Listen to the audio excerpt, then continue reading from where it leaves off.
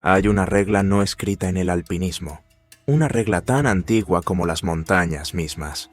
Cuando llega el momento de regresar, se regresa, sin excusas, porque a esas alturas, donde los aviones vuelan por debajo de ti y el cielo parece otro planeta, no hay segundas oportunidades, y puede que nunca amanezca. En mayo de 1999, 3 alpinistas británicos rompieron esa regla. Lo que ocurrió después marcaría sus vidas para siempre, y quedaría registrado como una de las historias más desgarradoras y valientes del alpinismo norteamericano. Una advertencia eterna de lo delgada que puede ser la línea entre la gloria y la tragedia. Denali no es solo una montaña, es el titán blanco que corona la cordillera de Alaska. Su cumbre, a más de 6.200 metros sobre el nivel del mar, se impone como el punto más alto de América del Norte. Para los atabascanos, pueblos indígenas de la región, es simplemente la Gran Montaña. Y ese nombre no es gratuito, porque más allá de su tamaño, el Denali tiene una presencia, una gravedad, una fuerza que transforma a quien osa enfrentarlo.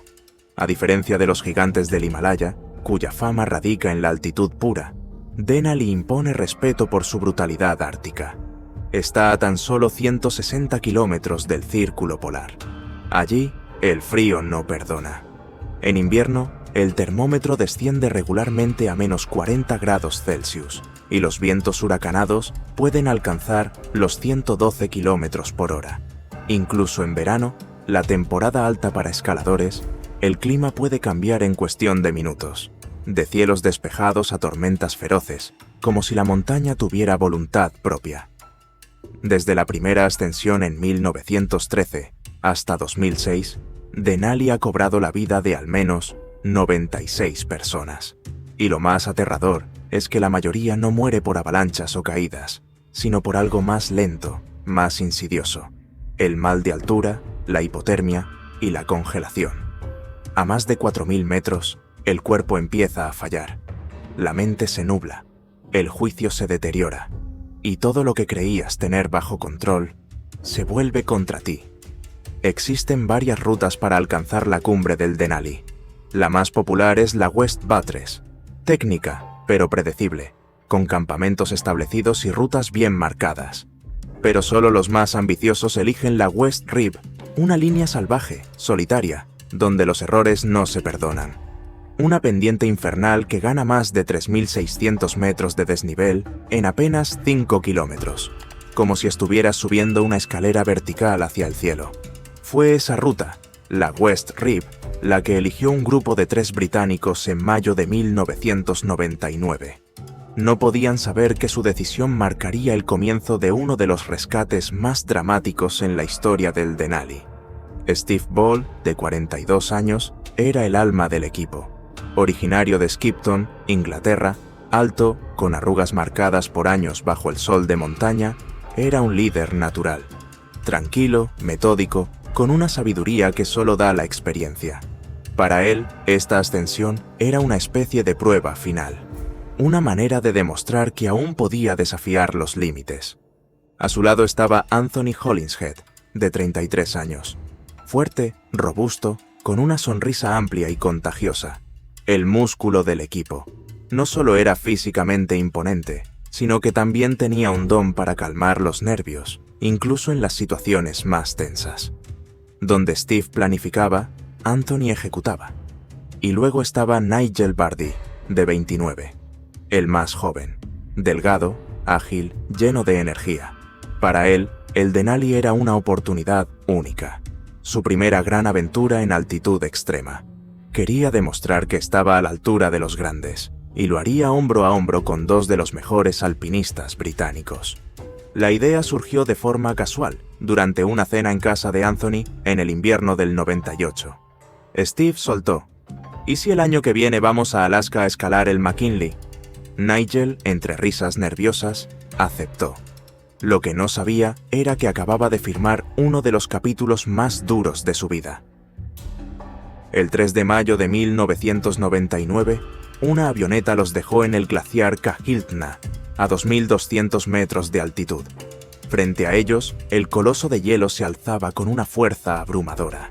Tenían por delante 17 kilómetros de glaciares traicioneros antes de llegar siquiera a la base de la ruta. Durante 17 días, escalaron y bajaron, aclimatándose, arrastrando 54 kilos de equipo cada uno. Avanzaban entre grietas ocultas, temperaturas bajo cero y ráfagas de viento que cortaban la piel como cuchillas. Había algo heroico en su esfuerzo, pero también algo que empezaba a rozar lo temerario. Al 10º día, alcanzaron los 4.200 metros. Ya estaban en un territorio donde el oxígeno escasea. 2 días después, entraban en la sección más técnica. Las pendientes de hasta 50 grados los obligaban a escalar con líneas de vida. Era un terreno traicionero, uno donde cualquier distracción podía significar una caída mortal. El 18 de mayo, tras más de 2 semanas de lucha constante, acamparon a 4.900 metros. El parte meteorológico les daba una esperanza, viento suave y algo de nieve en la cumbre. Fue entonces cuando Steve sugirió algo que marcaría todo lo que vendría después. Subida rápida, bajada rápida. Dejamos todo lo pesado aquí y vamos ligeros. La idea parecía lógica. Sin sacos, sin tienda, sin hornillo. Podrían avanzar más rápido y regresar antes del anochecer. El plan era simple: salir al amanecer, subir a la cima y regresar antes del cambio de clima. Pero la montaña no siempre respeta nuestros planes. Esa noche, Steve notó que Nigel tenía la mejilla roja. ¿No te pusiste protector solar?, preguntó. Nigel negó con la cabeza. Steve insistió. Póntelo mañana, sin falta. Lo que nadie sabía era que ese pequeño olvido tendría consecuencias devastadoras. A las 8 de la mañana del 19 de mayo, los 3 hombres salieron con lo mínimo: ropa, agua y un par de barritas energéticas. Nada de equipo de vivac, ninguno fijó una hora clara de regreso. Era un error de novato, cometido por alpinistas experimentados. Las primeras horas transcurrieron con lentitud. El terreno era más duro de lo esperado. A las 17:30, tras casi 10 horas, apenas habían alcanzado los 5.730 metros. Allí se cruzaron con Jack Tackle, un escalador independiente que bajaba tras una ascensión. Tackle los observó con preocupación. Iban lentos, por una ruta equivocada y sin equipo de emergencia. Se lo hizo saber. Steve, aún confiado, aseguró que todo estaba bajo control, pero las nubes lenticulares ya se formaban en el horizonte. Señal inequívoca de tormenta. Aún así, decidieron seguir. Tackle, alarmado, avisó por radio al campamento base. Él sabía que las decisiones que tomas a esas alturas no son solo peligrosas, son definitivas. A las 8 de la noche, alcanzaron una meseta llamada el campo de fútbol, a unos 5.900 metros. Para entonces, la tormenta ya rugía, el viento golpeaba con furia y la temperatura había caído en picado. La visibilidad era casi nula, y lo peor estaba por venir. Las quemaduras solares de Nigel comenzaron a hinchar su rostro. Su ojo derecho se cerraba poco a poco. Steve temblaba, con claros signos de hipotermia. Cuando fueron a beber agua, descubrieron que sus botellas estaban congeladas. Sin hornillo para derretir nieve, la deshidratación se volvía letal. Tenían que buscar refugio. A ciegas, en medio del vendaval, buscaron con sus piolets hasta que, milagrosamente, encontraron una grieta profunda en la nieve. La ampliaron como pudieron y se metieron dentro. No había calor, pero al menos los protegía del viento. Allí dentro, bajo el Denali enfurecido, Steve empezó a desmoronarse. Su cuerpo ya no respondía. Nigel tenía el rostro tan hinchado que apenas podía ver. Anthony, el menos afectado, tomó el control. Los arropó, les dio calor con su propio cuerpo y mantuvo la esperanza viva. Esa noche tomaron una decisión difícil: enviar una señal de socorro. Usaron la radio CB, pero solo lograron emitir clics débiles. El campamento base entendió el mensaje, pero no habría rescate, al menos no hasta el amanecer. Y el amanecer, en esas condiciones, podía tardar una eternidad. La noche del 20 de mayo fue larga y despiadada. Mientras la montaña seguía azotando con vientos brutales, la operación de rescate continuaba al límite de lo humanamente posible.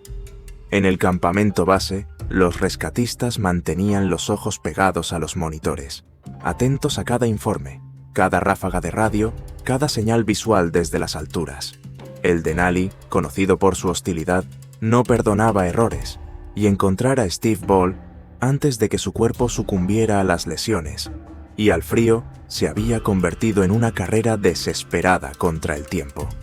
Cuando finalmente localizaron su posición bajo el paso Denali, a más de 5.800 metros, el asombro fue unánime. Steve seguía con vida.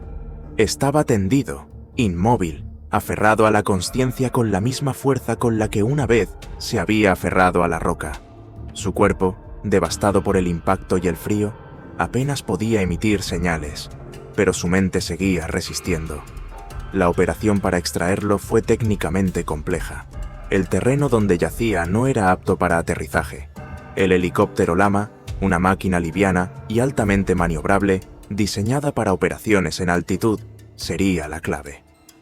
En una arriesgada maniobra de corto recorrido, lo izaron suspendido en una camilla especial, el llamado Bowman Bag. A las 17:17 del 21 de mayo, Steve fue finalmente trasladado al campamento base y de allí, en cuestión de minutos, a un hospital en Anchorage. El rescate a esa altitud marcó un récord en América del Norte. Sin embargo, lo que comenzó como un triunfo logístico pronto se tornó en un drama médico. Las lesiones de Steve eran severas. Además de la fractura abierta en la pierna izquierda, presentaba congelaciones avanzadas en ambas manos y pies. A los pocos días, los médicos tomaron decisiones inevitables: amputación de todos los dedos de la mano izquierda, del pulgar derecho, parte de la palma izquierda, la pierna izquierda por debajo de la rodilla y la mitad del pie derecho. Era devastador. Y aún así, Steve sonrió. «Estoy vivo», dijo a los médicos. «Eso es suficiente para empezar». Anthony y Nigel, evacuados la noche anterior, tampoco salieron indemnes. Anthony perdió 2 dedos por congelación, pero su mayor preocupación era su compañero Nigel. Este último había sufrido una de las peores congelaciones faciales documentadas en la historia del Denali. Perdió todos los dedos de las manos y de los pies, y requirió injertos de piel en la mejilla y la nariz. Su rostro había sido casi borrado por el viento y el hielo, pero no su voluntad. El proceso de recuperación fue lento y doloroso. Durante semanas, el trío fue sometido a tratamientos intensivos, primero en Anchorage y luego en el Reino Unido. Las intervenciones quirúrgicas se multiplicaron. A veces no sabían si podrían caminar de nuevo. A veces ni siquiera sabían si podrían escribir su nombre con una mano reconstruida. Pero no se rindieron. Nigel, el más joven del grupo, transformó su experiencia en una historia de superación. Se convirtió en conferenciante motivacional, viajando por el mundo para compartir su historia. Publicó un libro titulado On the Edge, en el que no hablaba solo de la montaña, sino del vacío que se abre cuando crees que lo has perdido todo, y descubres que aún tienes más de lo que creías. «Perdí mis dedos, pero no mi pasión», decía a menudo. «Simplemente escalo más despacio ahora». Volvió al Ártico, volvió al Himalaya, volvió a sonreír. Steve Ball, por su parte, también se negó a detenerse. La montaña, a pesar de haberle quitado tanto, seguía siendo su lugar en el mundo. Retomó el senderismo, la escalada en roca, el esquí. Incluso adaptó su equipo para poder correr distancias cortas. Cuando le preguntaron por qué seguía, su respuesta fue clara: «Porque todavía puedo». Anthony, con sus 2 dedos menos, volvió a la vida profesional, pero nunca cortó el lazo con sus compañeros de ascensión. Siguieron en contacto, siguieron hablando de la montaña. Steve llegó a proponer un regreso. «¿Y si lo intentamos de nuevo?», preguntó. Anthony no dijo que no. «Quizás algún día», dijo. «Quizás los 3, con cicatrices, con prótesis, con miedo, pero juntos». La tragedia de 1999 no solo dejó huella en los cuerpos de estos 3 hombres, sino que marcó un antes y un después en la historia del alpinismo norteamericano. El Servicio de Parques Nacionales tomó medidas. Se endurecieron los requisitos para los permisos de ascensión por rutas como la West Rib. Se obligó a llevar equipo de vivac completo, incluso en tentativas de un solo día. Se comenzaron a ofrecer charlas más detalladas sobre condiciones climáticas, toma de decisiones y logística de emergencia.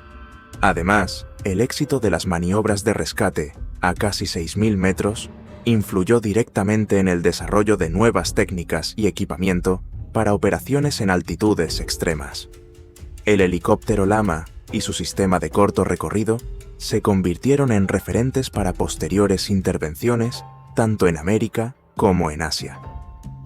Hoy en día, las misiones de rescate en el Himalaya aplican protocolos inspirados en lo aprendido aquella semana en el Denali.